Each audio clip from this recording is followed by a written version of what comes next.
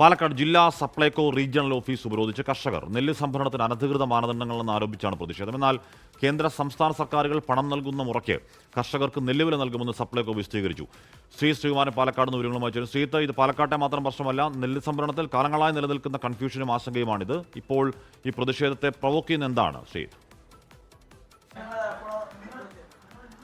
ഹാഷ്മി, ഉത്രാടത്തിനൊക്കെ ദിവസങ്ങൾ മാത്രം ബാക്കി നിൽക്കുകയാണ് കർഷകരുടെ ഒരു പ്രതിഷേധം ഈ ജില്ലാ സപ്ലൈകോ ഓഫീസിന് അകത്ത്, റീജിയണൽ ഓഫീസിനകത്ത് നടക്കുന്നത്.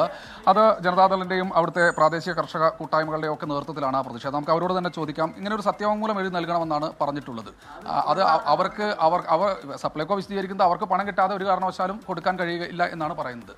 എന്താണ് നിങ്ങൾ ഇപ്പോൾ കേരളത്തിലെ കർഷകർക്ക് ഇപ്പോൾ ഒന്നാം വിളിയുടെ രജിസ്ട്രേഷനുമായി ബന്ധപ്പെട്ട് അക്ഷയയിലേക്ക് പോകുന്ന സമയം മുൻകാലങ്ങളിൽ ഉണ്ടായിരുന്ന അതേ വ്യവസ്ഥ തന്നെയാണ് ഇപ്പോഴും തുടർന്നു പോകുന്നു എന്ന് പറയുമ്പോഴും സപ്ലൈകോ അതോടൊപ്പം തന്നെ ഒരു സാക്ഷ്യപത്രം കൊടുക്കാൻ വേണ്ടി പറയുന്നുണ്ട്. ആ സാക്ഷ്യപത്രത്തിൽ എഴുതിയിട്ടുള്ളത് എപ്പോഴാണോ പണം ലഭ്യമാവുന്നത് ആ ലഭ്യമാവുന്ന മുറയ്ക്ക് മാത്രമേ കർഷകന് പണം കിട്ടുള്ളൂ എന്നൊരു വ്യവസ്ഥ ഈ അഫിഡവിറ്റ് കൊടുത്താൽ മാത്രമേ സാധിക്കുള്ളൂ എന്നാണ് പറയുന്നത്. അത് കേരളത്തിലെ കർഷകരെ വലിയ രീതിയിൽ ബാധിക്കും. കാരണം ഇപ്പോഴും സംവരണം നടത്തി 5-6 മാസങ്ങൾ കഴിഞ്ഞിട്ടും പണം കിട്ടാതെ വരാത്ത കർഷകരുണ്ട്.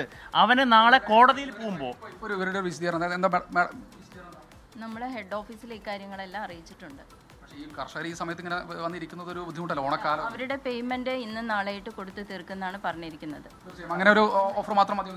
നിലവിൽ നെല്ല് അളന്ന ആളുകൾക്ക് ഇന്ന് നാളെയും കൊണ്ട് 31-ന്റെ മുമ്പ് സംഭരണം നടത്തിയ ആളുകളുടെ പണം നൽകുമെന്ന് പറഞ്ഞെങ്കിലും നിലവിൽ രജിസ്ട്രേഷനുമായി ബന്ധപ്പെട്ട് മേടിക്കുന്ന അഫിഡവിറ്റിനുള്ള അതിന്റെ ദൂഷ്യഫലം എന്താ വെച്ചാൽ ഈ നാട്ടിലെ അഫിഡവിറ്റ് ഒപ്പിട്ടവൻ ഒരാൾക്കും കോടതിയിലോ ഇല്ലെങ്കിൽ മറ്റ് നിയമ നടപടികൾ സ്വീകരിക്കാൻ പറ്റില്ല. അതാണ് കർഷകർ പറയുന്നത്. എന്തായാലും കർഷകർ പ്രതിഷേധം തുടരുകയാണ്. അഫിഡവിറ്റ് പിൻവലിക്കണം. അങ്ങനെ ഒരു അഫിഡവിറ്റ് എഴുതി നൽകാൻ കഴിയില്ല എന്ന നിലപാടിൽ അവർ ഉറച്ചു നിൽക്കുകയാണ്. ഹാഷ്മി, ലോകത്തെവിടെയായാലും ഏത് സമയത്തും 24 വാർത്തകളും ഓഗ്മെന്റഡ് റിയാലിറ്റി പാക്കേജുകളും എക്സ്പ്ലെയിനറുകളും വിശദമായി കാണാൻ ഞങ്ങളുടെ യൂട്യൂബ് ചാനൽ നിങ്ങൾക്ക് സബ്സ്ക്രൈബ് ചെയ്യാം.